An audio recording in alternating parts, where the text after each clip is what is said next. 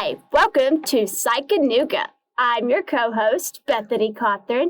And I'm your other co-host, James Grant. Today, you will be hearing from Dr. Brian O'Leary, who is the psychology department head at UTC. He does this really funny thing where if you come to his class late, you can still sign the attendance and get full credit, but he will stare at you for an uncomfortably long amount of time and just be like, good morning, and then look at the clock and look back at you. Oh, gosh. And make it miserable. What time is your class? 9:25. Oh, yeah, that's rough. We talked to Dr. O'Leary about his career and how he has gotten to where he is today. And fun fact about Dr. O'Leary is that he does not actually have a degree in psychology. Yeah, he actually has, he has like a behavioral organization behavior degree, but no actual psychology degree. Yeah. Like, didn't he start out in the business school? Yeah. Teaching there? Yeah. Yeah, he's gotten like all sorts of, he's gone through so much continuing education, mostly business related, which if you know anything about IO Psych, that's industrial organization psych. So their whole thing is, you know, evaluating the businesses, basically kind of like almost human resources in a way. IO stands for industrial organizational. The organizational side is the people. So that'd be the human resources. And the industrial is more so the business itself. Yeah. And like how it functions, basically. The big word that O'Leary hammers in our head is performance, which really funny. On the first exam, he had a question where it's like, the most important thing is blank. And I wrote performance in really big letters with a lot of exclamation points, but I spelt it wrong. How did you spell that? I spelt it P-R-E. Performance? Performance instead of P-E-R performance. Oh, poor James. He didn't mark me down for it, but... Well, that's good.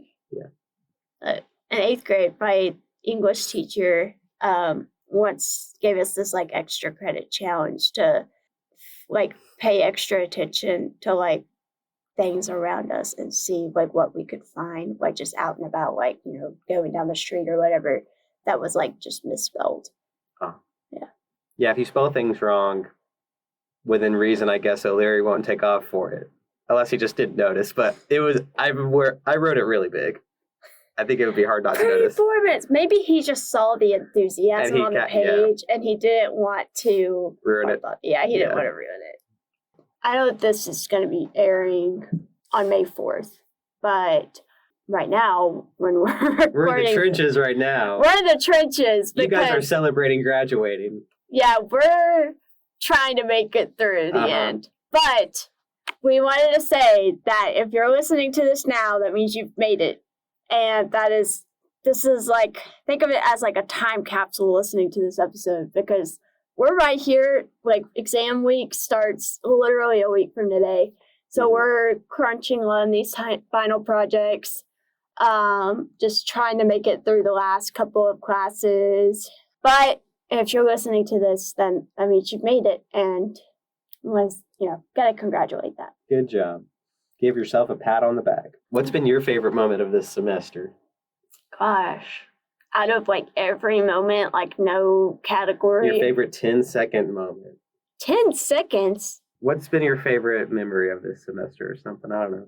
That's a hard one. Like, I'm gonna say explicitly school-related stuff, because there's been a lot of good stuff outside of school. Maybe like photo night.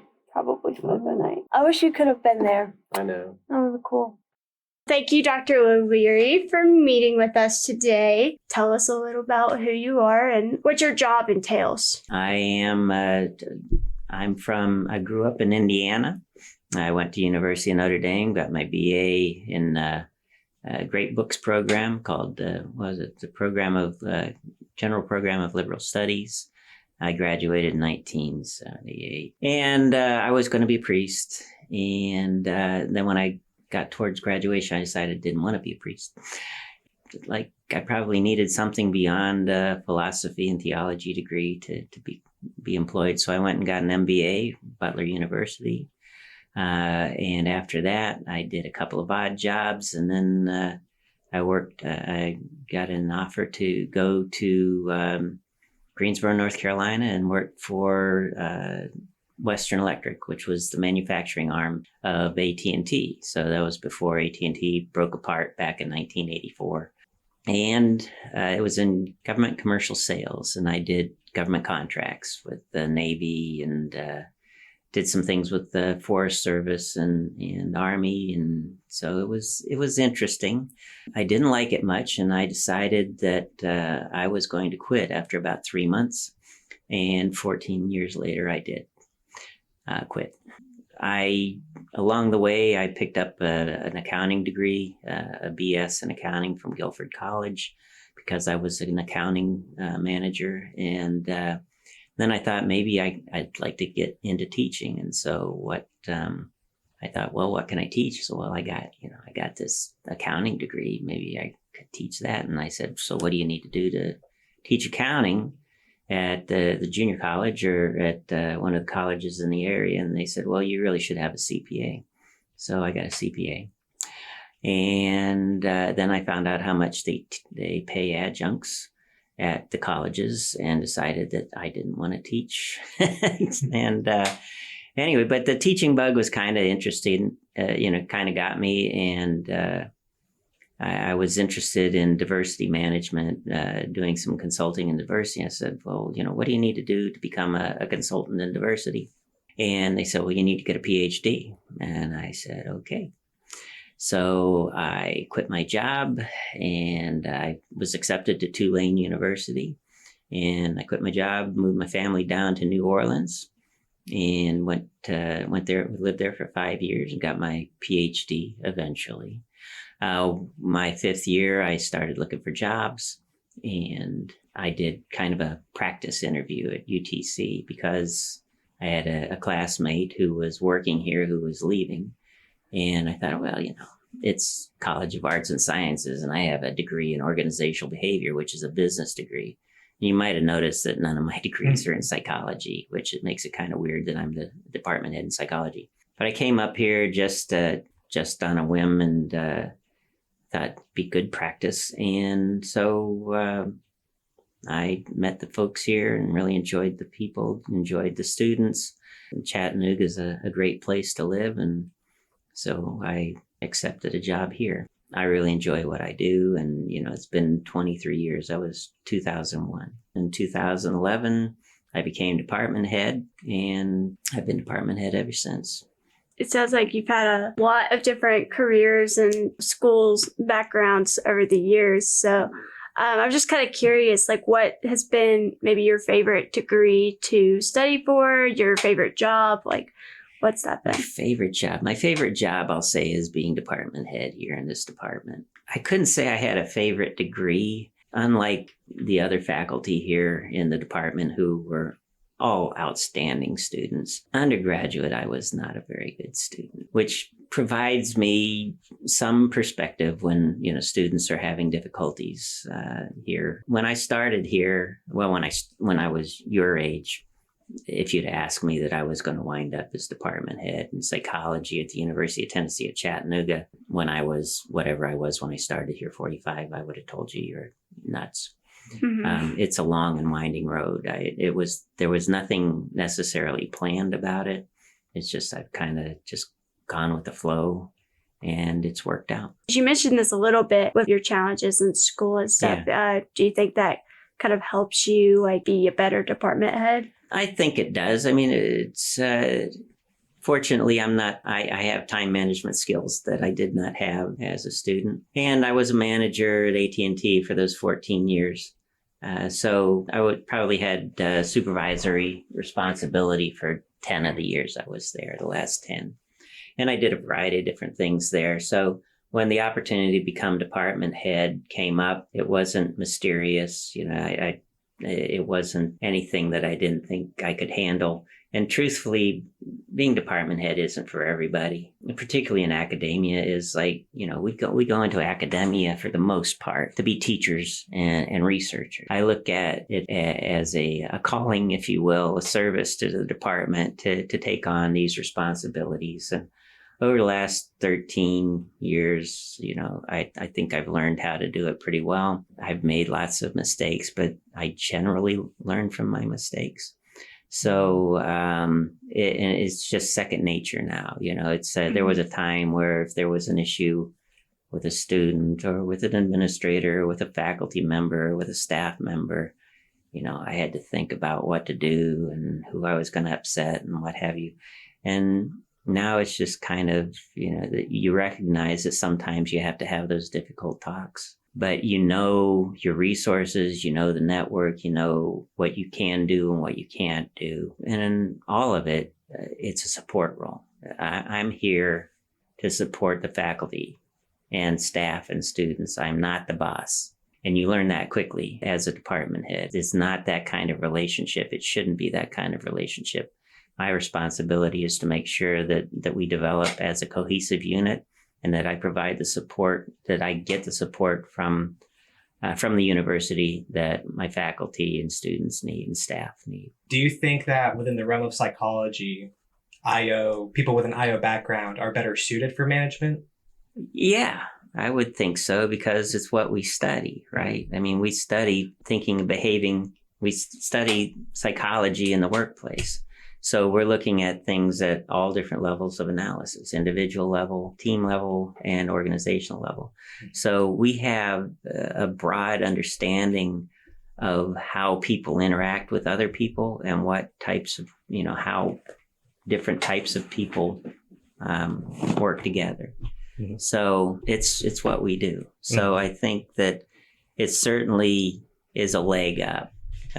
Different people have different strengths and weaknesses and different goals. So it doesn't mean that you have to have a management degree or an IO degree to be a good department head. We have lots of good department heads that have backgrounds in chemistry and biology and engineering and math, political science, criminal justice, you name it. They all have something to bring to the table. How exactly did you come to become a psychology department head? Without a psychology degree? Without a psychology degree. Well, I was hired into the department as an organizational behavior to teach in the IO program. So that's how I got started here. Yeah. And then, I guess I had some life circumstances that changed in 2011. And I told my then boss, the late Paul Watson, great man, who had been department head for 7 years. He passed away in 2019. And I said, Paul, my life circumstances have changed and I'm leaving. And he said, no, you can't go. I don't want to be department head anymore. And you're the only one that could take it over. Well, it turned out that being department head, you go from a 9-month faculty position to a 12-month administrative position. And so you make significantly more money. And I needed money as a result of my life change. And so off I went. It's like, okay, I had no idea I'd be department head for 13 years. What are some of the highlights of your time as department head? One of the things that I say is, I've never had it so good. If somebody asks, how are you? Usually people don't expect an answer to that other than okay. But I've never had it so good. Every day is a blessing. I had a heart attack in 2017, Thanksgiving Day.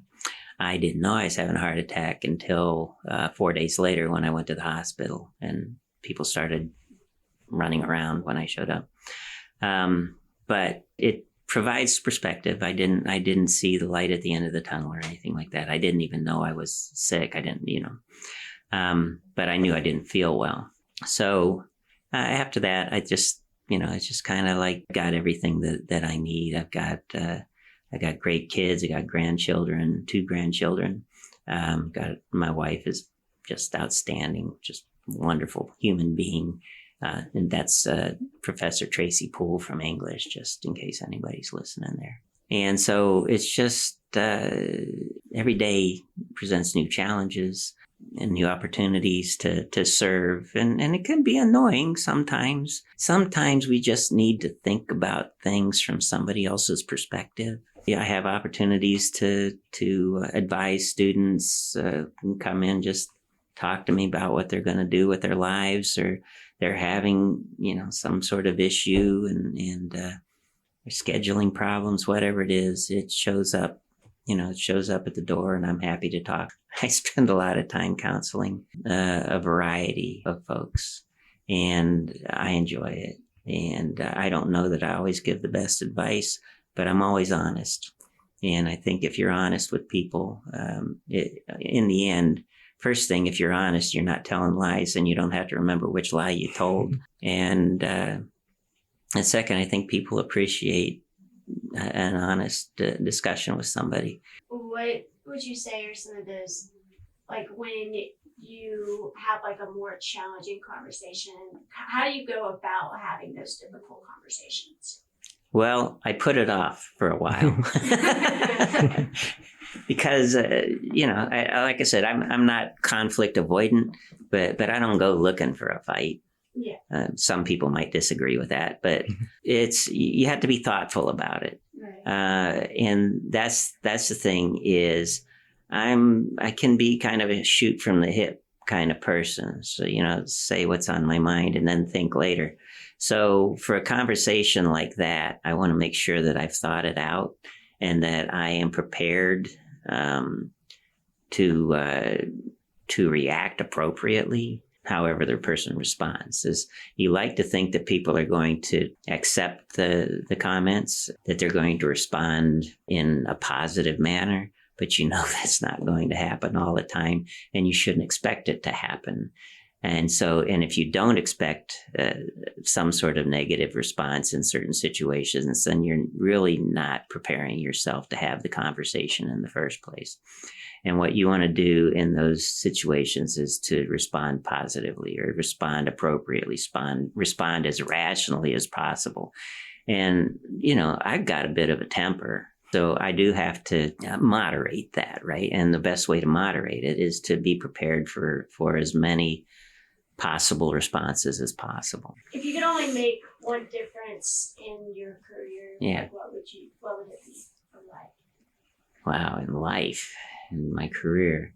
Well, the thing that I strive to do on a daily basis is make the department a little better than it was the day before. Mm-hmm. And I don't know that it's always possible, but I guess trying to develop a fair and equitable workplace for the faculty and staff and a fair learning environment for students.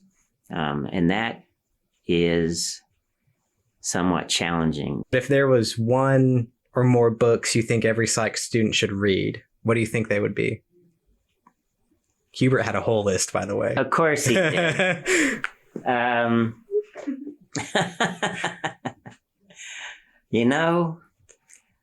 I don't have a list of books that psychology books that I would tell people to read. Most of my reading is journal articles. So I'm not a consumer of psychology books. Allison Muchinsky and, Psychology Applied to Work. I think everybody should read that for my class. But the books that I read are not necessarily psychology text or psychology books. You look on my desk here and I've got What Universities Own Democracy, Erasing Institutional Bias, The Psychology of Prejudice, Race Talk, Our Search for Belonging. Most of the stuff that I read probably has to do with equity and justice in the workplace. So kind of the IO side, but the diversity and inclusion kind of stuff, right? But ultimately, everything that I research and that I work towards is creating that fair workplace. Yeah, it's very admirable to be a department head and think so heavily about that and think so highly of. Well, you think about it. You want to get paid in a job, right? Of course, right. Yeah.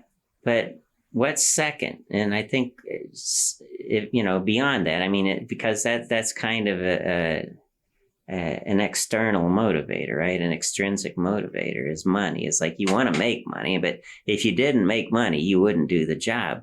But you can make a lot of money and be treated horribly in your workplace.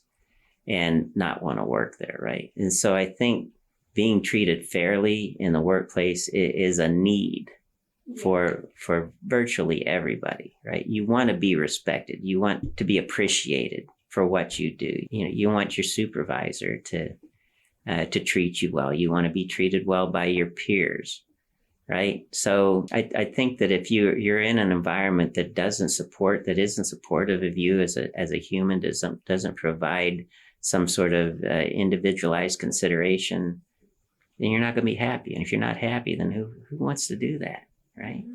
No, yeah, that's a good point. Yeah, I'm curious to what is your main hobby? My main hobby, well, during football season, I watch Notre Dame football, and I probably am way too involved in that. I like doing yard work and fixing things around the house. I'm a runner. I'm more of a walker now, kind of jogging. I used to be fast, and now I'm just old. So I enjoy that.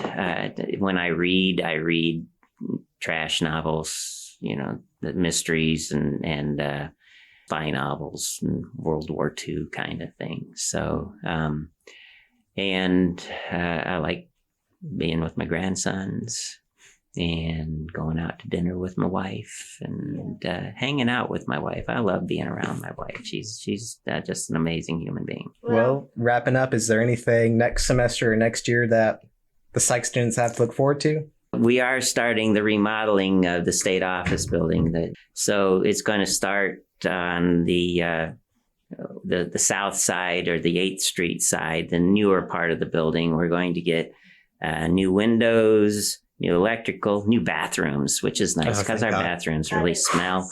And they leak. Finally. But yeah, I say new windows, ceiling tiles, electrical, elevators. That's coming. That's going to start in August and go on for a year. So we're going to have to move a lot of labs from the south side of the building to the second floor north side, which is the Macaulay side, the older side of the building. And then when that's done, then that's next year, right? 2025. In probably August of 2025, we're going to start the remodeling of this side of the building where all of the faculty offices are.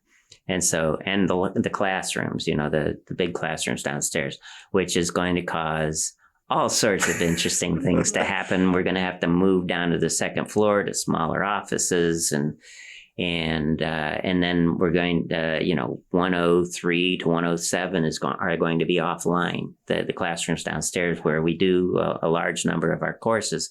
So those are going to go all over campus. And I'm sure it'll all be managed wonderfully, but it's not something I'm looking forward to, but it's probably something that students should know about as we move into 2025. We're going to have some space challenges. Yeah, that's really good to know. I'm also kind of glad that I will. Yeah, it doesn't affect you. You're going to graduate. Because I graduate December. Well, congratulations to you. We appreciate it. But I will definitely come back once it's done, and I can see all. You'll see us after like a year that we both graduate. Oh, absolutely. Well, it'll be nice to have elevators where we don't have the fire department called every week. Don't feel like you're gonna die. We were coming up here. I told Bethany I hate these elevators. Yeah. Well, and just my suggestion is that I take the stairs all the time. Okay. It's better for your health. It is. It's better way for your better. safety. Yeah, definitely. Absolutely. Thank you, Dr. O'Leary, so much for discussing your career path with us today. What was your favorite part of the O'Leary interview? He did talk about how he liked interacting with his students and solving problems. What has been your favorite part of the semester? It's me. Meeting you. Aww! I don't know. I feel so touched. No, genuinely. Probably this podcast. I don't know. This podcast has been a lot of fun. I have loved this so much. Other than O'Leary's class, because he'll be listening to this, no other class has been fun. What if your other professors are listening to this? This is a psychology-wide podcast. All of my classes have been fantastic. Shout out to all my professors. Yeah. I've liked my classes this semester, genuinely. Some have been a little more frustrating than others at times, but, that's just how things go. There are certain assignments you don't like so much. Mm-hmm. There's one particular class that I have that I don't particularly enjoy having 4 assignments due every single week for the same class. Yeah. But, You remember my pet peeve? Oh, yes. 200 level class. Mhm. What level class is it? Yeah, it's a 3,000 level. Still, it's like, why are you doing all this? I know. With this being our last show of the semester, we know you are all very sad, but you will be happy to know that me and James will be continuing this podcast when school starts again in August. So you will have that to look forward to, with all sorts of new and exciting topics heading your way. We have some ideas, but one of them is that we hope to talk to some non-psychology majors and kind of get an outsider's perspective on how they view psychology. So that's just one idea you have to look forward to.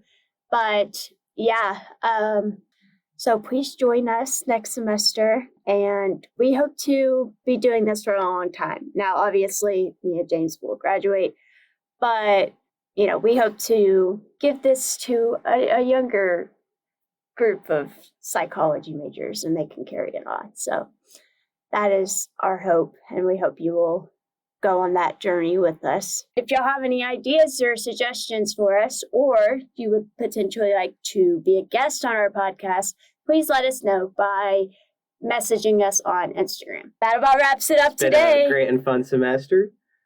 I've been your co-host, James Grant. And I've been your other co-host, Bethany Cawthorn. We'll see you guys next time. So long, farewell. Can you sing?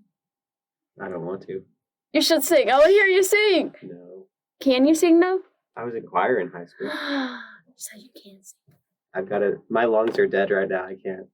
You're drinking water. Just sit up straight. Take a deep breath out of your diaphragm. I know, yeah.